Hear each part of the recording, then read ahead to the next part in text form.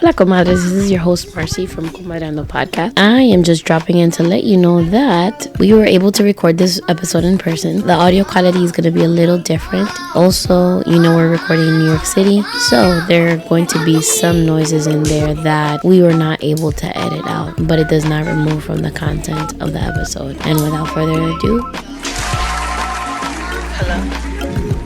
Hello, comadre. Hola, comadres. Welcome to another episode of Comadreando podcast. I'm your host, Marcy, and today we have an amazing guest, Florencio. I will let him introduce himself. Who are you? Well, thank you, Marcy, for having us, or having me, rather. Florencio Flores Palomo. I am the executive director and founder of Reach Academy, which has been founded for the last 7 years, which is a Learn To program, which geared to special needs children.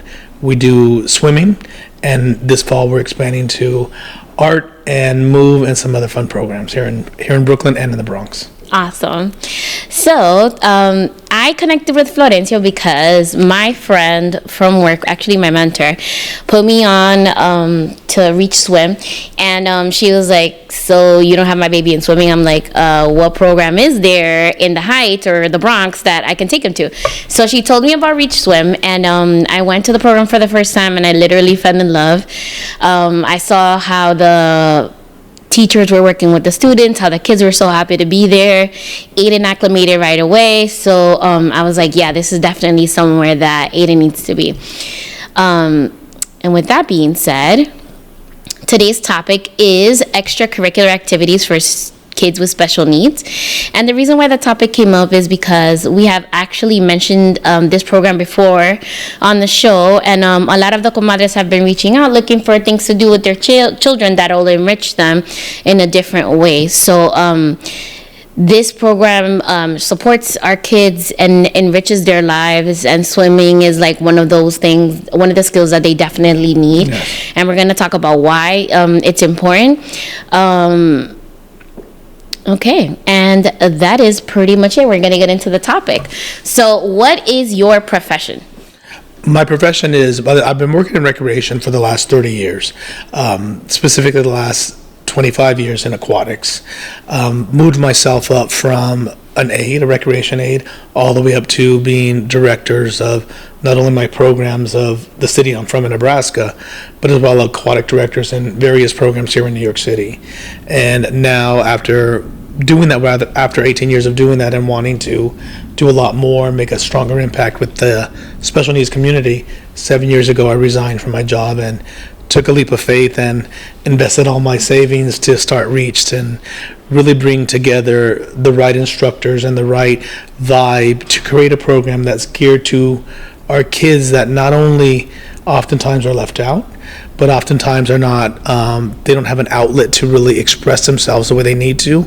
And sadly, they don't have enough instructors out there who have been guided in the right way and working with them and bringing out their best. And that's why I started Reach. And I'm very happy that we did. It's been a lot of fun, and it's been very rewarding, especially seeing the kids like Aiden achieve what they didn't think was possible. Yes. So, what made you decide to pursue that career? As far as recreation goes, it was, a fluke. And, I say this and I smile and I laugh oftentimes because although growing up we were athletic, we didn't have much funds to do many extracurricular activities. Mm-hmm. Because we were working on the farm mostly to support our family, but being able to join any type of extracurricular activity just wasn't in our family budget. Mm-hmm. So, but we were athletic. Running around for my brothers and sisters helped us a lot. Yeah. But I found this niche as far as recreation when I was in college. I needed to find a way to help me make a little bit of extra money and help pay for college.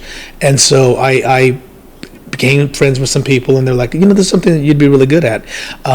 Still didn't think it was something for me.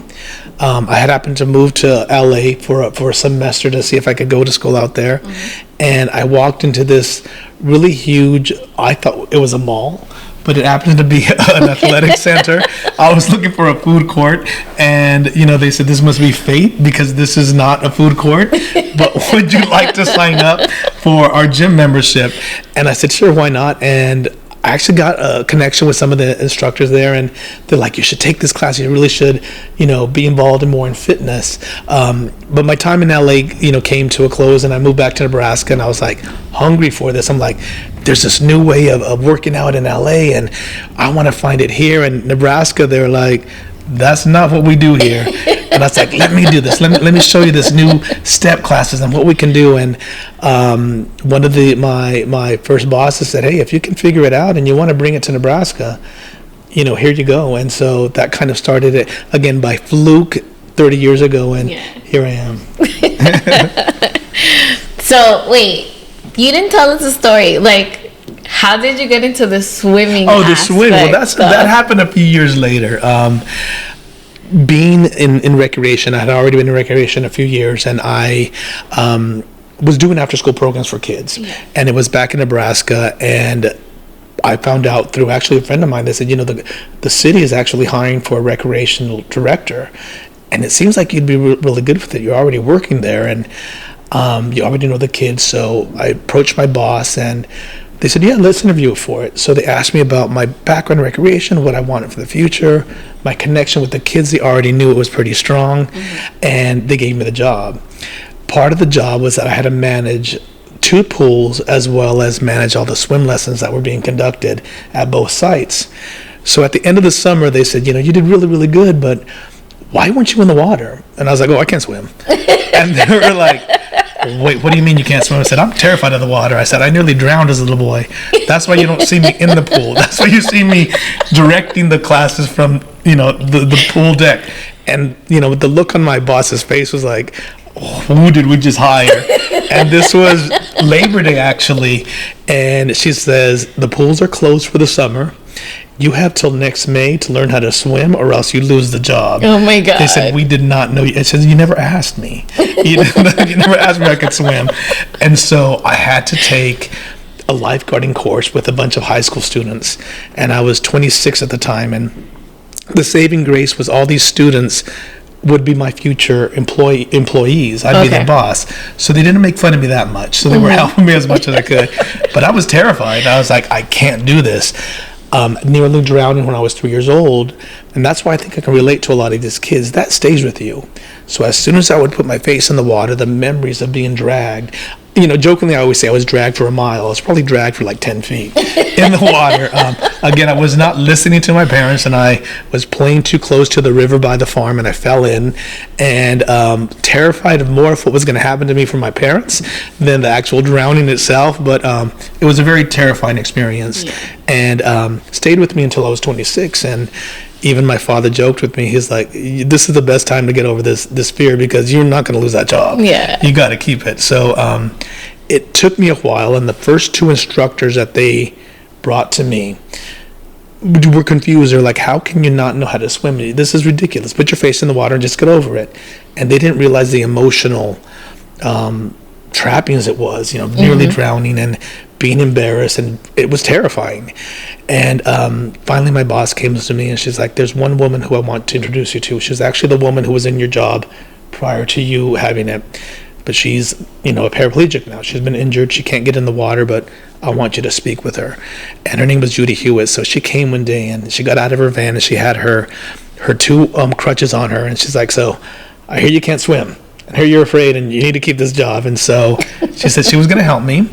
She says, I'm not going to get in the water because I can't jump in the water for you. You're going to be safe. It's going to be shallow, and you just need to listen to me and believe me. And she goes, I know you're afraid, but let it go. And in that couple of minutes of interaction with her, something just happened, and I kind of just, gave in to her. And just melted.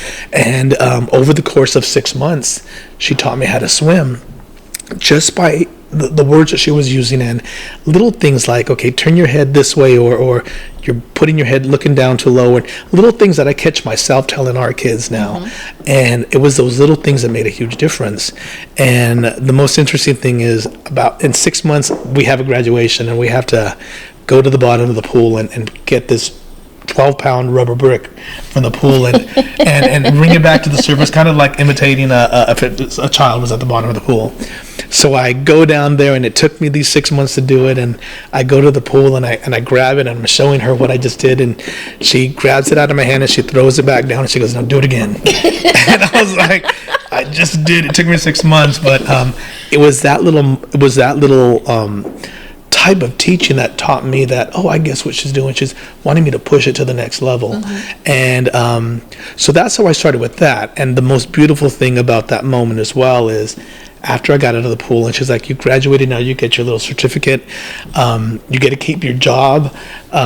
She says, I have a request for you, I have a favor to ask of you. I said, "Of course, anything." And she goes, "Come back on Sunday and help me with this group that I'm going to be working with. I think you'd be great with them." And so I came back that Sunday, and it was the Nebraska chapter of the Special Olympics. And there were kids from ranging 6 to probably young adults, like 20, 21. And I think there was maybe around 6 of them. And they thought it was funny that I couldn't swim, and that they were faster than me, and they were racing me, and they're like, "Let's race him again because he's no good, and we're going to win with him." And I had a great time because I really, really loved it. And they only would come like once every 3 months because it was a really small program. So they were like, "Okay, well, next time we come back, we're going to race again." And I really did look forward to it. And Judy, at the end of the day, she goes, "How did you like it?" I said, "I loved it. I really did." She goes, "This is your niche. This is your calling." She goes, "I can see it in your face. I can see what you're doing. You're going to have a career in aquatics with special needs children."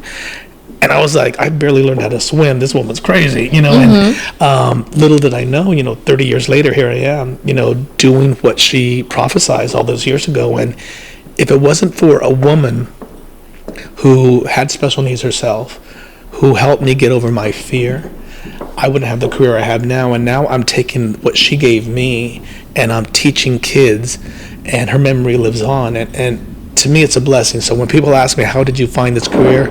It found me, and I'm very blessed to have not only been able to answer that call, but to be able to say that I've been living that call for the last 25, 30 years. It's a good blessing. I'm really happy to have it. Yeah, I know Judy's looking down on you and like so proud of you. I hope so.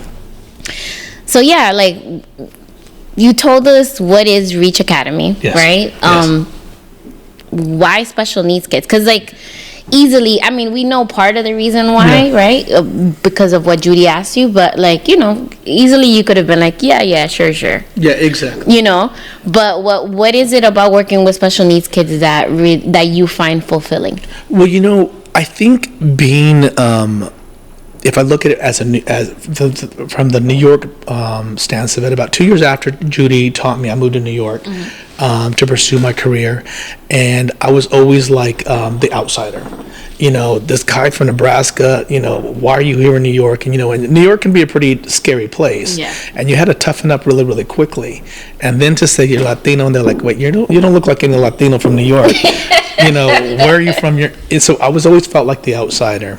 So when I had an opportunity to teach kids who were left alone, who were not necessarily taken in, I felt like one of them. And I felt that connection.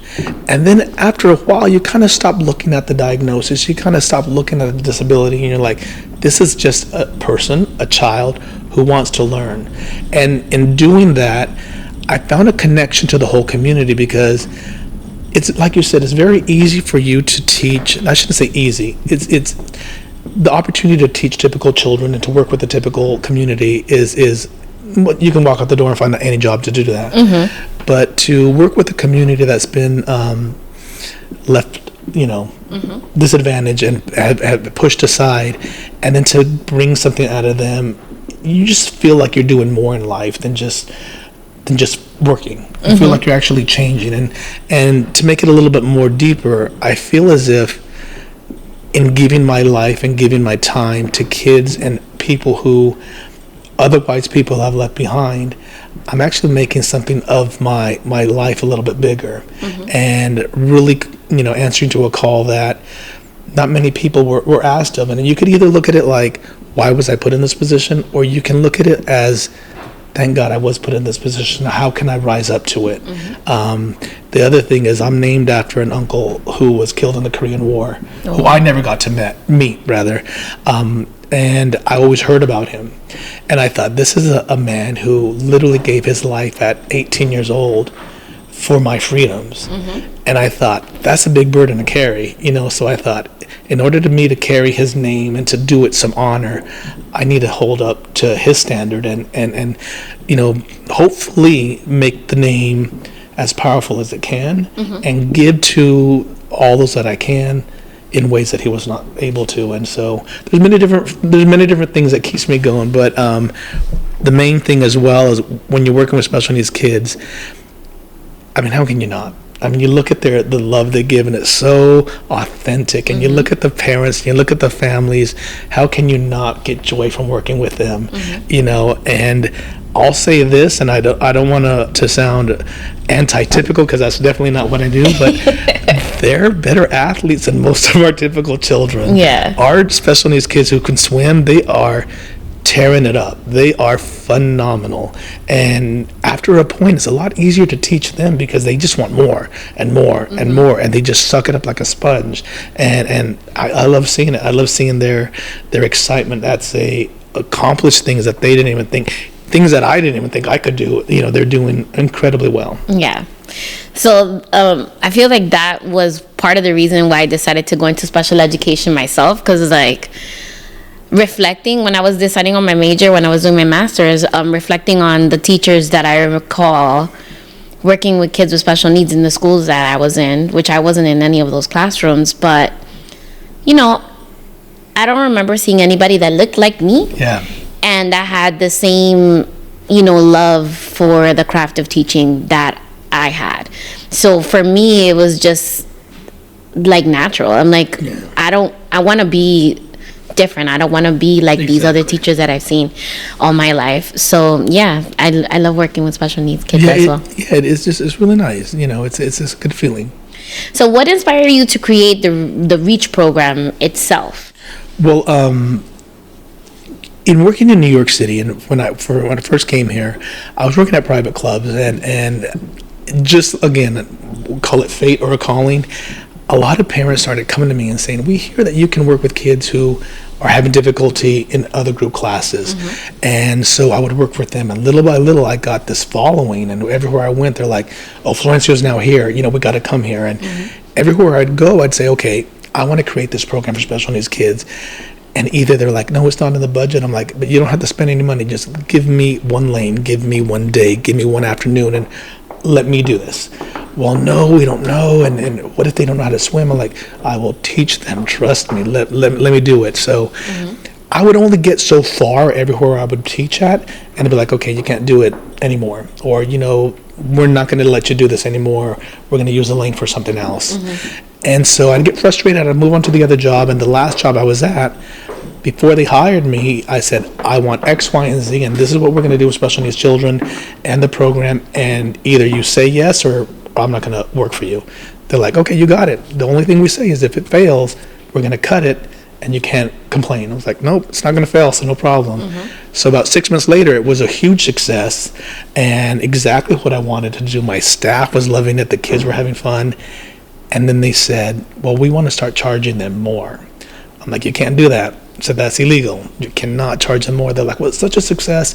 How do we make more money off of this? It's not about money. It's about changing people's lives.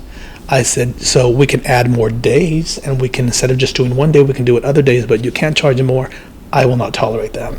And I don't think they really like that,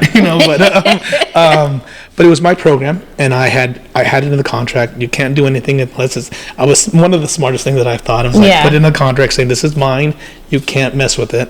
So, but I saw that, again, there was once again an obstacle put in front of me.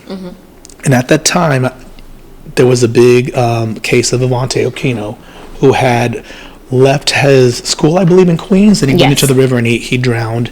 And there was another little boy in South Carolina who went to go visit a little boy on the spectrum, who went to go visit his grandmother, I believe, and walked outside and fell into a river and drowned as well. And I remember it being the holiday, the New Year's holiday, and I remember thinking, okay, I need to do something more with what I want to do with working with special needs kids. And I said, I got to resign. I got to start my own program.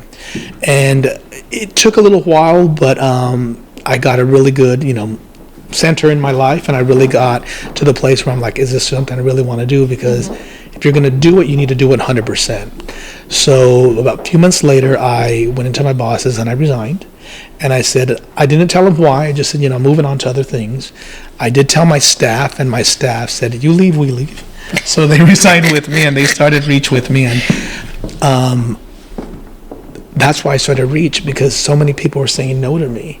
And at that moment, I thought, either you have to be complacent with the fact that you're going to hear no the rest of your life, or you need to make your own move and fail at making your own move, or live a life by hearing no. So which one do you want to, what's going to set well in your heart? And so I thought, let me take this leap of faith. So I resigned, put all my money into Reach, and I'm really glad I did. It wasn't easy. It still has its heartaches, but I'm really, really proud of what we've accomplished. And I don't know if you want me to tell this real quick story. But, go. The name Reach, people ask me where it comes from, and it comes from a song by Gloria Estefan. She did it for the Special Olympics, for the Typical Olympics in 1996, I believe.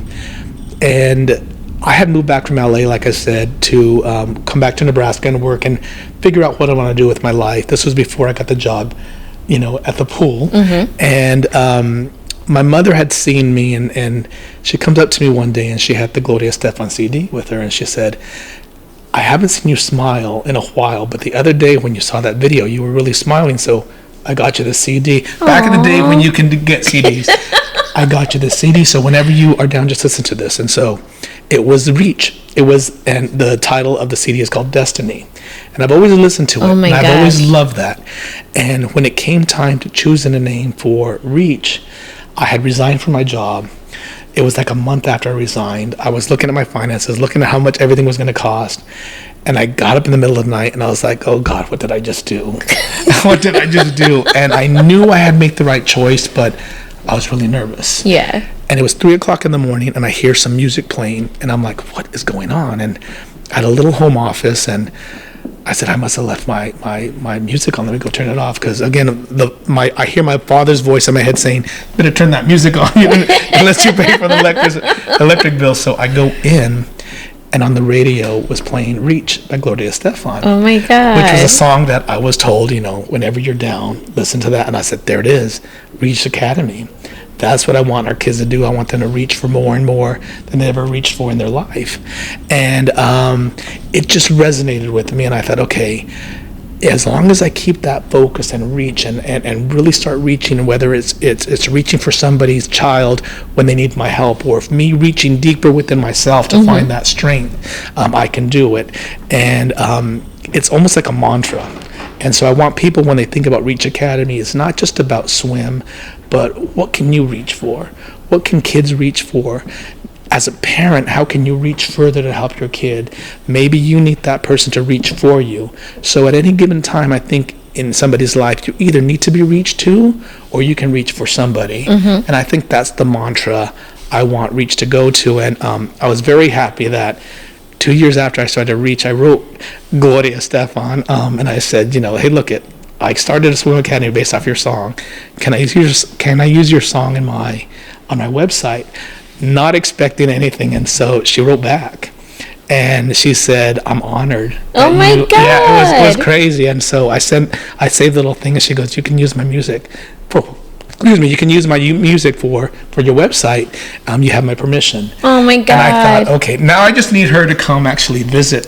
That'd be amazing. But I say that story because I want people to know out there, wherever you are in life, whether it be really living high or really in your lowest, look deep inside yourself and look for the signs that life is going to send you, because when you least expect it, you're going to get the sign you need. And when you get that sign, regardless of what anybody else is saying to you, even your own doubt, just go for it, because life knows what it's doing. And if you follow your gut and follow your heart and your passion, as you always say, you're going to be okay.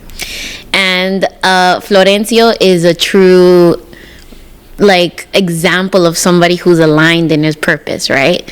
The way that things have happened for you, not that they have been easy, but the way that things just fall into place. And even now, the things that are happening now, like you can tell that you're in your niche and that you're not, you're on your path of what you're supposed to be doing here on earth, which is amazing. Well, thank you for it does feel good. Like you said, it's not easy. That doesn't mean things come easier for you. But at the end of the day, you can at least sigh a sense of relief saying, but I'm doing it. And I'm doing what I'm supposed to be doing. So thank you. Yes. So what have been some of the most memorable moments during the program? So many moments. One of the key moments is we have a little boy, JJ. We call him JJ. His name's Jonathan. He was nonverbal up to age, I want to say 4. He started with our program till he was 2.5. He said his first words at reach. He was swimming. We finally let him swim about 4 feet unassisted. He got to the wall. He looked at his mom and he said, I did it. Raised his fist and said, I did it. And we're looking at each other. We're like, did he just speak? And the mother, his mom, Jennifer, is like, yeah, he just spoke. And I said, for the first time today? She's like, for the first time ever. And he said it so clearly and so beautifully. And we're like, this is crazy. And now, we were just with him the other day, and you literally can have a conversation with him and it's nonstop. Oh my and he's God. doing really, really well. He's swimming really well.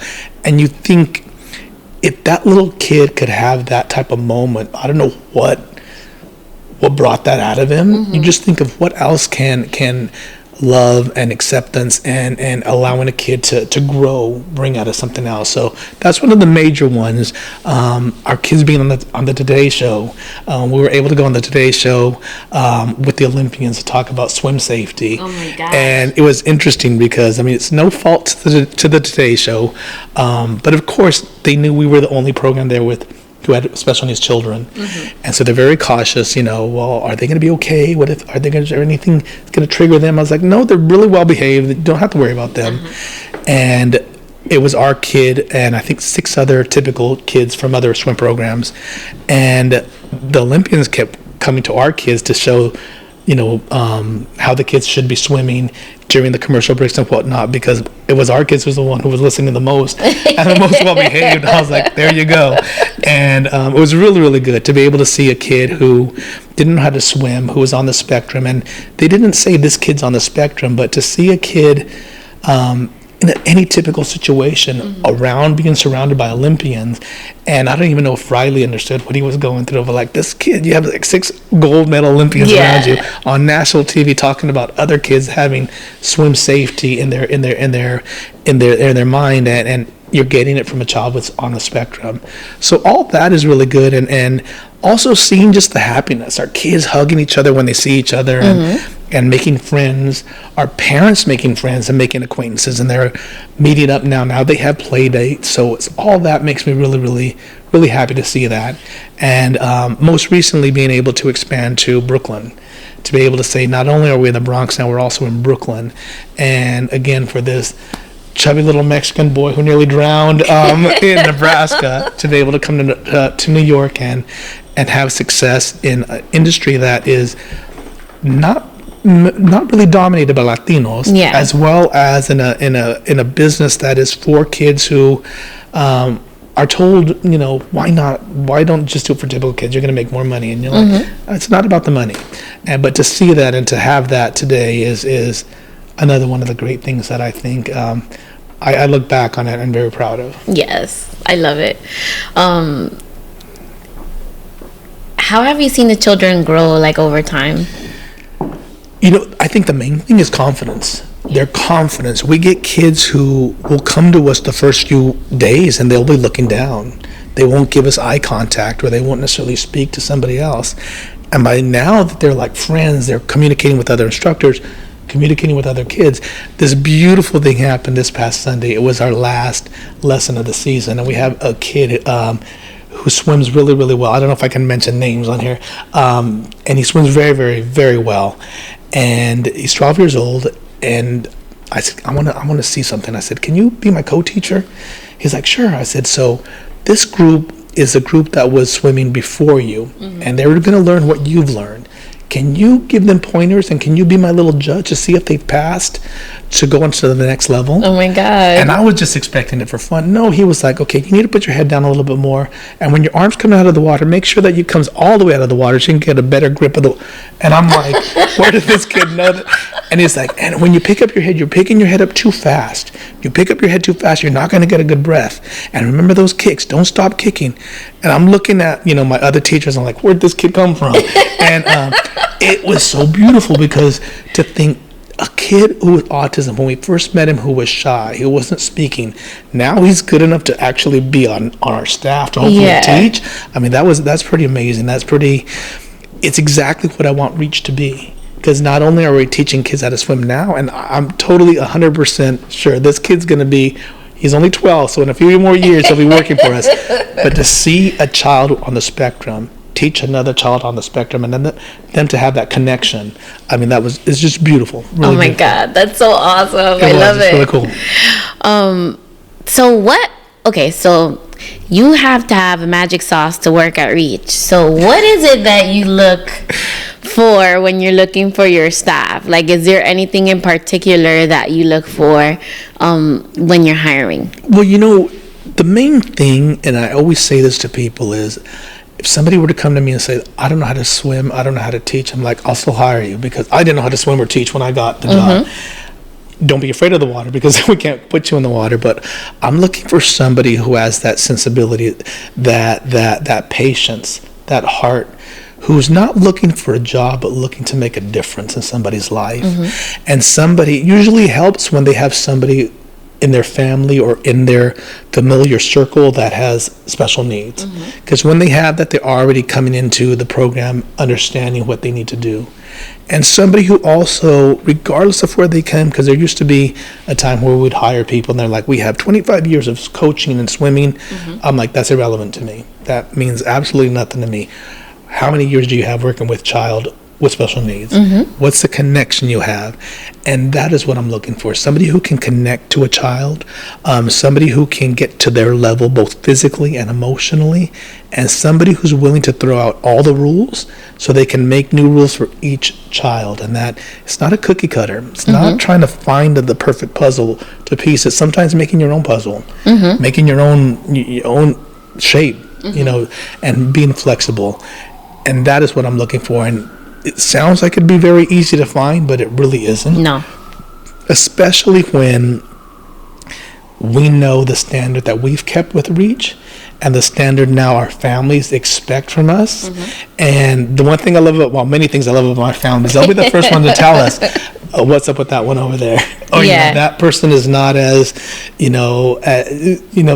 they're very kind, our families, but I expect that from them. I want our families to say, look at Florencio, we meet you right here and you need to stay up here. So somebody who can actually, fit in with my team as well. I'm very happy to say that most of the people that we hire, they fit in pretty much right away. And, sometimes I can be a little bit off on certain people, but fortunately we've been pretty lucky.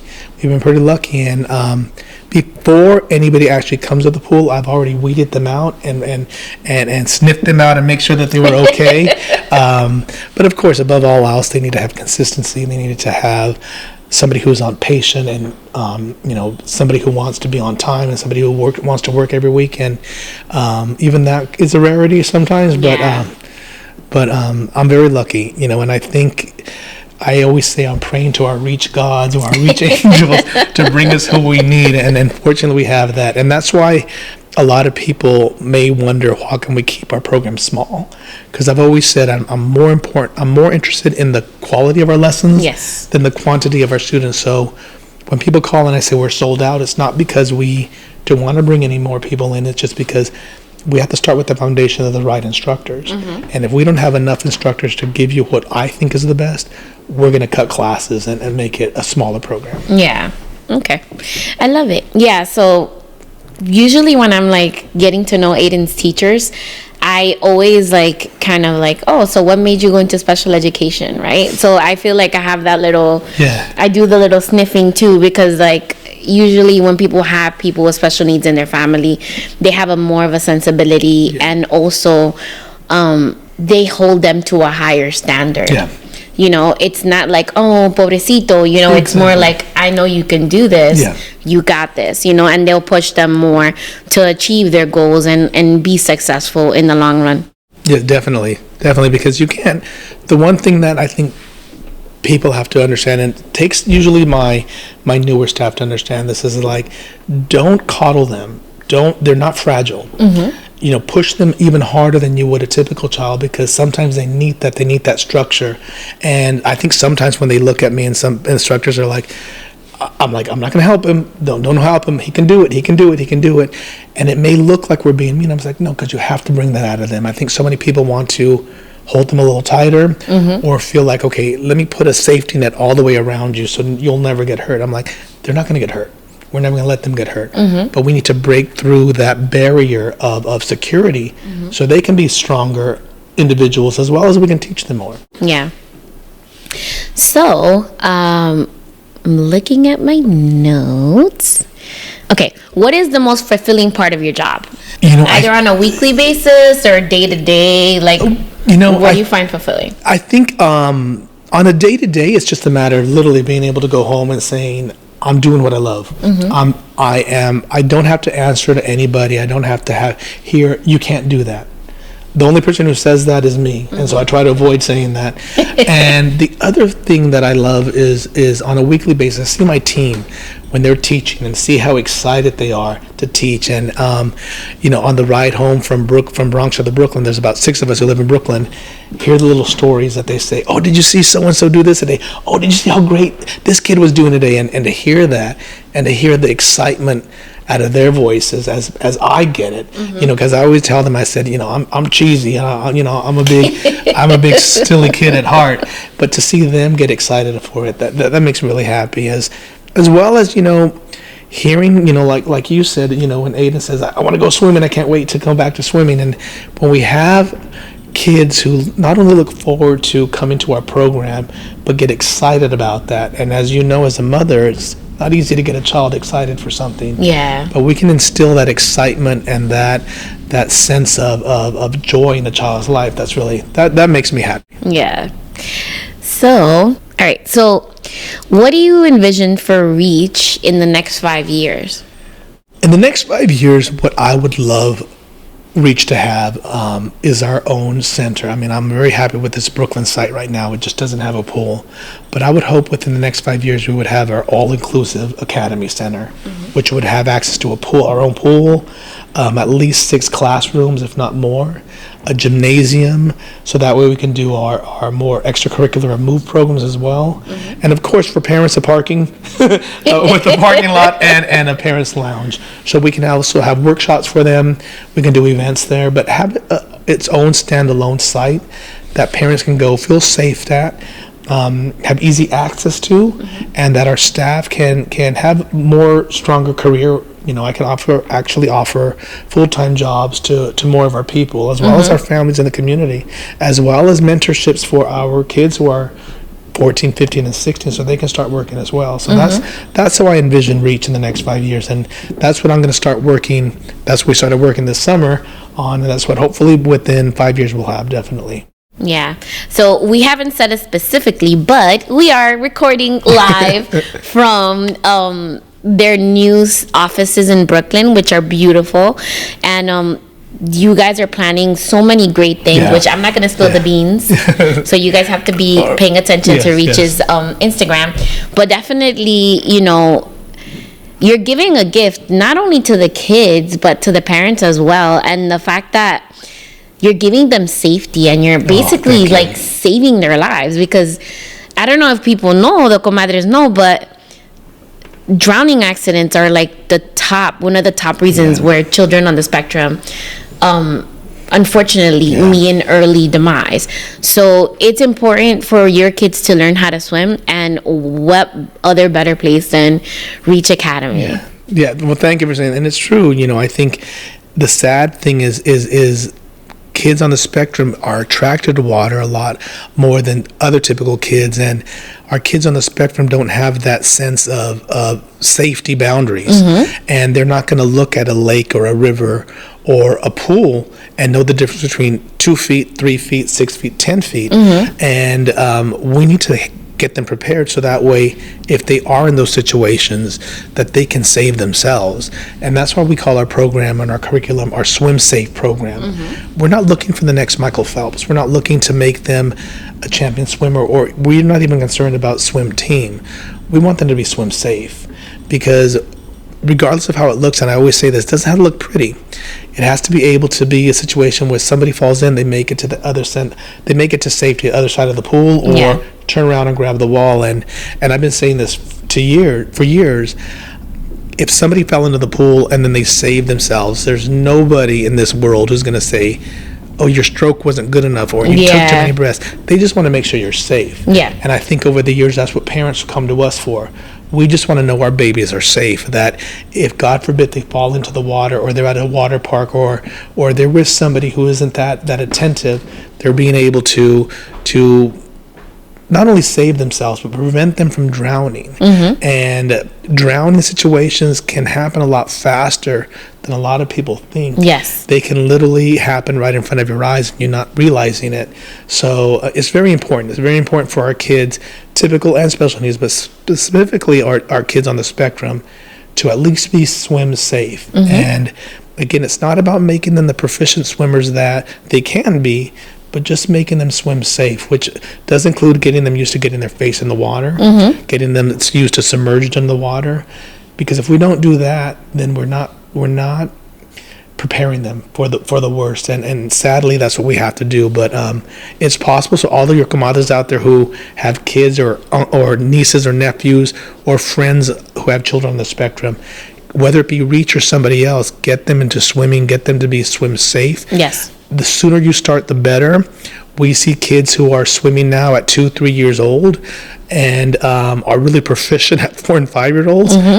The longer you wait, just like I did when I was 26, it took a longer time for me to learn.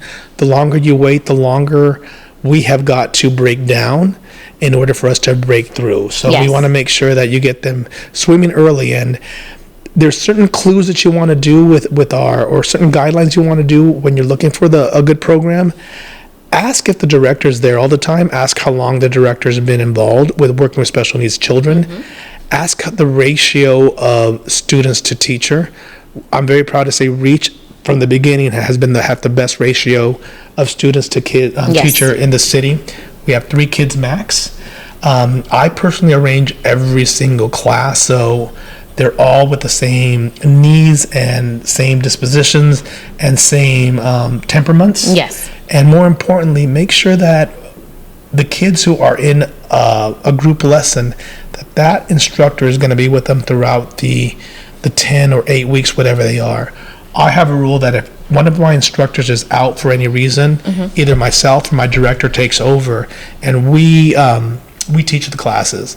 There's been sometimes this pandemic that unfortunately we've had to make some changes, but we always make the changes for a stronger instructor taking over rather than just changing with some new instructor all the time.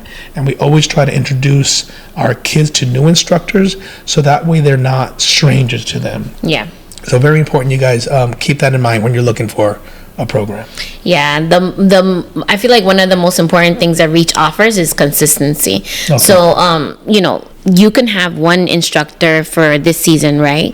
The following season your kid's not going to get a stranger. They're going to have somebody that they've been seeing in the pool, not necessarily working with them, and sometimes it might be the same instructor, but for sure you're going to have the consistency in the fact that Florencio's always going to be there. There's going to be an assistant director there, and then that your instructor is somebody that your child has been seeing for the past couple of weeks already. So it's not going to be a complete stranger off the street. Exactly. Even what I do is, let's say an instructor's class isn't there, and sometimes some kids, the whole class doesn't show up. Rather than the instructor getting out and just relaxing, I'm like, go mingle with the other kids so that we don't know it. So that way, even if they don't teach, Aiden, somebody else will know that, that's Aiden. Or, we always talk to them. They're like, did you see this kid? This is and so forth. We like to make a community. We would like it to be a family. So that way, again, it's not a stranger teaching you, but it's like, oh, I used to have Jonathan, but now I have Florencio. The funny thing is, though, is some kids, I don't know why, they're just like, I don't want the old man next to me, that they're afraid of me. So I'm like, I keep my distance for a lot of them. And I was like, hey, you don't like me, it's okay. They'll either turn their face. And that's, as an instructor, I laugh at it. I'm like, hey, if they don't, for whatever reason, they don't jive with me and they want me away from them, that works as long as somebody's making them comfortable. There was a little boy for, I would say, 2 years, he would not talk to me. And then one day he just ran to me and he's like, Florencio. And I was like, oh, well, what did I do differently? And so it's funny because I always ask, his name's Christian. I said, so Christian, did you ever not like me? No, I've always loved you. I'm like, okay. Aww, okay. Like, it's always knowing that and not taking it too personal. So when you see us on deck, parents, and you come to me and you wonder why does Florencio always go to all the other kids, or why does he make it a point to know all the kids or introduce other instructors to him? It's because eventually they're going to teach your kids. And I don't want it to be a situation where they're confused or they don't know that person. I want them to understand that whether it be Kenneth, Kenny, Jonathan, Eric, or Nick teaching you, it's all one family. Yeah. So I want to kind of give my little my Reach swim story. So Aiden had started taking he had already done, I think, 2 seasons, and we went to Dominican Republic, and he actually ran at the pool and went to the deep end of the pool. And I'm like, I'm not a strong swimmer, which you know already. So I'm like running after Aiden, right? And the whole family, like, everybody's trying to chase him, but he's so fast. And he ends up getting into like the deepest part of the pool. But because he learned swim safety, he knew how to get himself into the pool. Even though he dove down and I was like freaking out, he was able to come back up. So it's important, guys, because the thing is, like, you never know. Like, Aiden tries to pretend that the bathtub is the pool sometimes as well.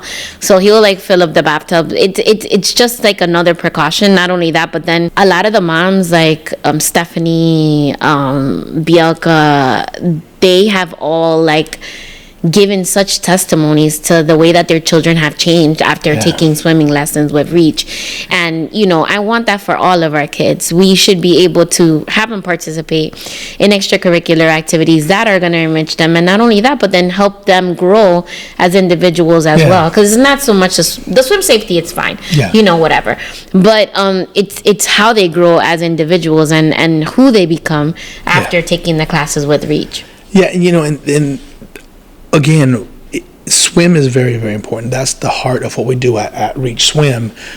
But when you see kids make friends and become social, you've mentioned some of our kids who used to not talk at all to other kids, who are now in group lessons, and they're thriving in group lessons, and they're doing really well in that social aspect of it is really important as well.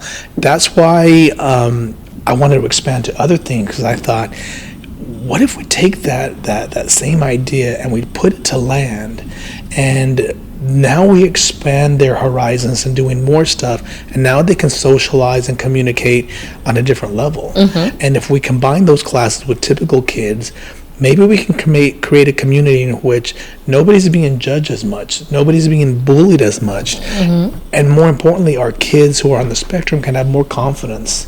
We have amazing kids who are amazing swimmers, and they can't walk around with a video saying, but look at me, don't make fun of me because look at how well I swim. But maybe if they're in a situation with typical kids that are more on land, and then they'll start breaking down more barriers, because unfortunately there's not that many opportunities for kids to compete at swimming as you would think, but there's so many more opportunities for them to compete at art, at other things that they can do and really thrive at. So the more opportunities we give our kids to be social and to thrive, and I don't really like the word assimilate, but to integrate within typical society, the more opportunities we're going to have them to be more successful in life. And I just see it, and I think a lot of our families are living proof of that, and it's beautiful to see. And hopefully more people will take us up on that and join us for more than just swim this fall.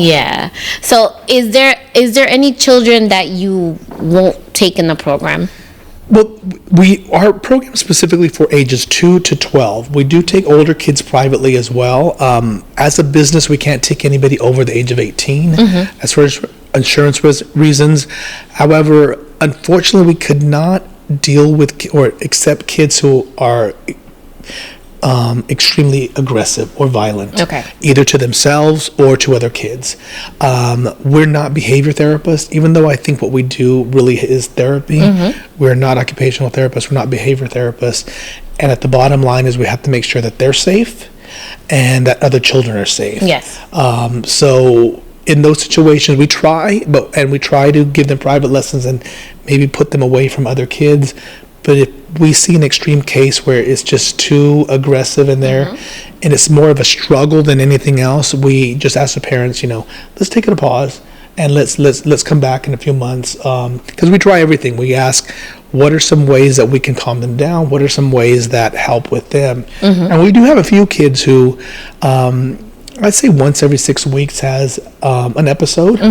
And we work through it. Sometimes we just let them be away from everybody else in the pool and go through what they need to go through. Sometimes we hold them on the deck, and that works. But kids who, unfortunately, it's a weekly or it's too consistent, unfortunately, we won't be able to, because I just don't feel like we have the means to address that and to help them.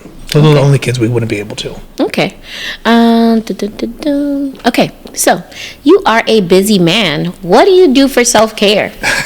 Self-care, last week was a different idea. This week is harder because I've learned, especially with lose my voice over the weekend, I'm not doing much self-care because I keep going and going and going. But I think what I am trying to find is that balance between being able to say, okay, my day's done. Let me watch a movie. Let me go to the gym. Let me work on my art, or just let me take a nap.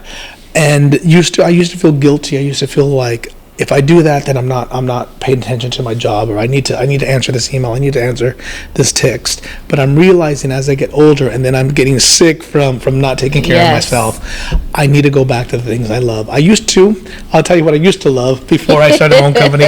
I used to love to read. I used to love to do the movies and dinners with friends. But self-care for me right now is just taking that extra moment at night and just breathing and just being really grateful and being very blessed. But I look forward to the day that self-care can go back to traveling, because I love to travel. Yeah. I love to travel the world. One of the main things I want to do is create little reaches all over the world, even if it's just like 2 weeks here, 2 weeks there, and go do our thing. So hopefully one day we'll go back Dream to that. big, man. Exactly. I love that about you. So that is pretty much it for today. But I want you to talk a little bit more about the program. I know you still have some classes that are open, so can we give a little bit more details to the comadres in case they want to sign their kids up, and let them know when the season is starting? Just more details. Okay, so our swim season begins for the fall on September 11th, and it's a 10-week season. It goes from September 11th through November 20th, and we just do lessons on Sunday. We get to rent the whole pool out for our kids. We do not, pack the pool up. We only have 5 classes going at a time, so there's plenty of room for all the kids to learn. We start with ages 2, and the oldest we take for his group is 12, and then we can do private lessons from 13 and older. We just did an update. I think we have about 4 private lesson slots left and about 7 group slots left. The easiest thing you can do to find out what we have left is go to our website, reachacademy.nyc, or you can even go use reachswim.org. That still works, and it'll take you to the same site. And starting September 11th, 9 a.m. all the way up to 4:25, we have different classes, again, depending on your age group.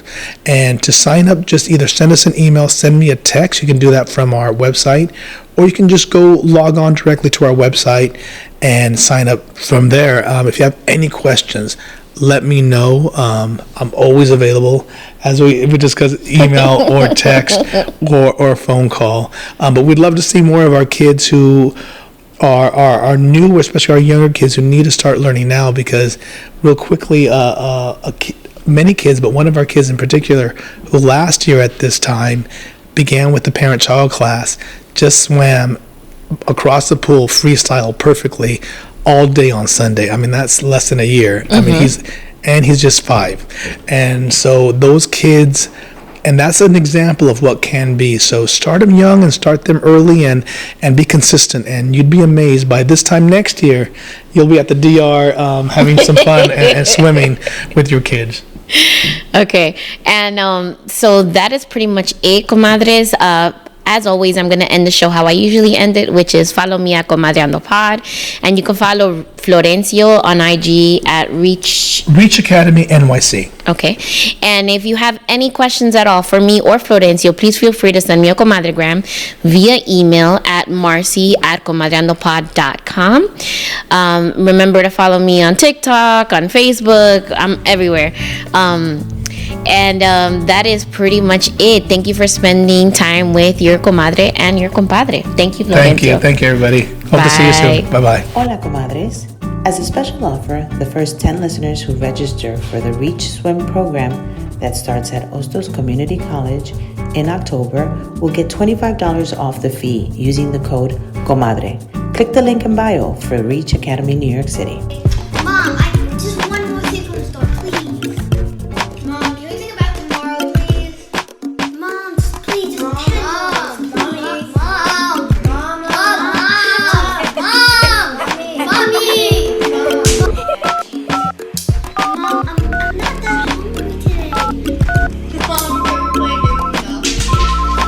Mom, Hello? I don't really want to go. Hello, comadre. Hey, comadre. Do you have a minute for comadre time?